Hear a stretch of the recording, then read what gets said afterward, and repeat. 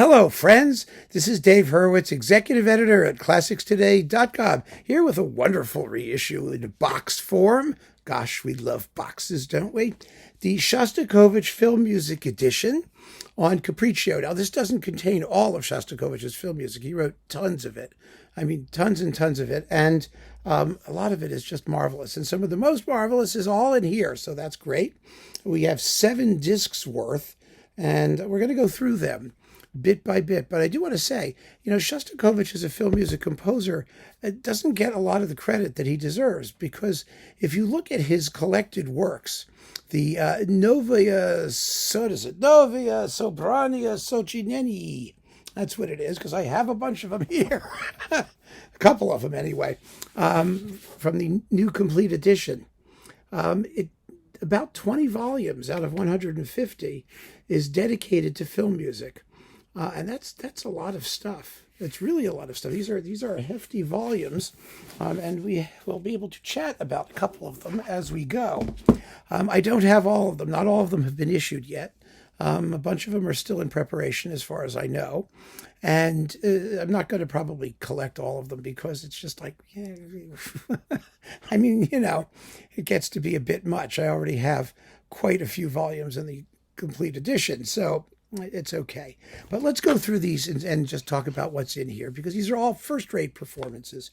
We begin with Hamlet, the suite from Hamlet and the Gadfly, that has, the romance from the Gadfly that was the theme song to Riley, Ace of Spies, that went nuts and that really sparked an interest in Shostakovich's film music more generally, an interest which, of course, is never sustained when you realize how much of it there is and how much work and time and effort you're going to have to spend in listening to all of it. That's the nature of things. Most people prefer just to hear that little sniglet, and I can't blame them. It's a lovely sniglet. So you've got Hamlet and the Gadfly. Then you've got the New Babylon, which is huge. This is the silent film score that plays for 90 minutes or something. Here it is, volume 122. Yes, it's funny. It doesn't tell you what this is. It just says that this is Kino Musica, or film music. And so in order to find out what's in volume 122, you have to open this. And yes, Novi Babylon. There we go, the silent film score. Now, this is written, the orchestration is just marvelous in these things. It shows you just how careful he was as a composer. The orchestra consists of, flute, oboe, clarinet, bassoon, trumpet, 2 horns, trombone, triangle, tambourine, snare drum, tamburo, tom-tom, suspended cymbal, regular cymbal, bass drum, flexitone. Oh, God, you got to have a flexitone. Xylophone, piano, and the regular string section. However, in one of the fragments being published in the appendix, glockenspiel and tam-tam are also used. Yay, what a pity it's only a fragment. That's just such a shame. But here it is, and it's a mother of a piece. It really is. The cool thing about Shostakovich's film music, and really this is true in just about all of his films, is that he generally composed in closed forms. In other words, he didn't write, atmospheric little bits of, stuff that just trickle off into nothingness.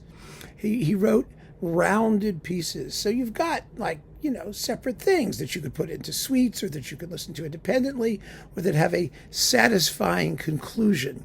And that's what makes his film music, or a lot of his film music, so satisfying. Even some of it for the noisier socialist realist things.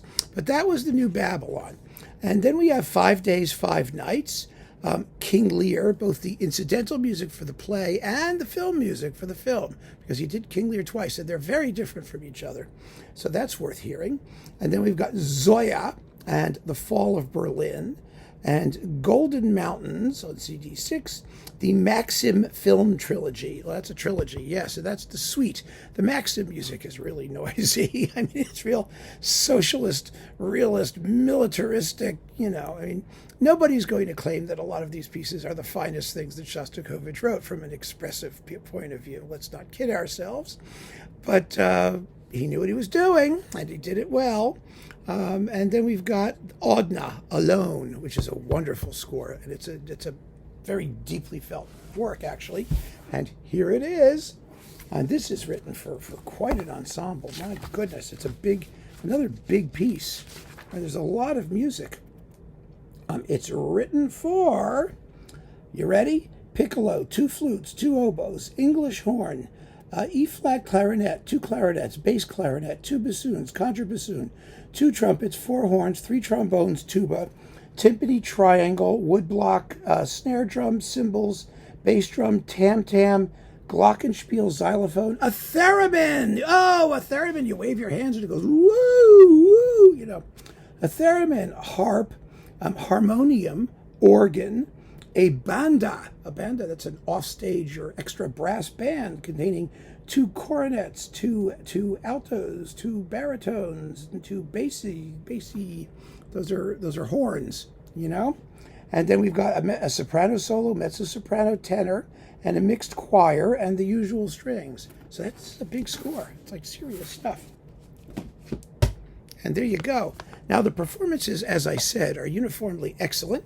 They are, let's see, who are they? You've got the Berlin Radio Chorus, the RAIS Chamber Choir, which is amazing, the Deutsche Symphony Orchestra Berlin, the Berlin Radio Symphony Orchestra, and they are conducted by Mikhail Yorovsky, James Judd, and Leonid Grin, all experts in this sort of thing. I mean, in this repertoire, and boy, is it a wonderful set. So if you are looking for a really convenient, handy-dandy set of Shostakovich film music, this is your baby.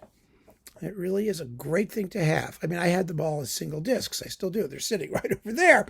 But now here they are, all tidy and packaged, and you get a nice little booklet that, you know, contains original notes and things like that. You know, rather thorough, and yeah, good stuff.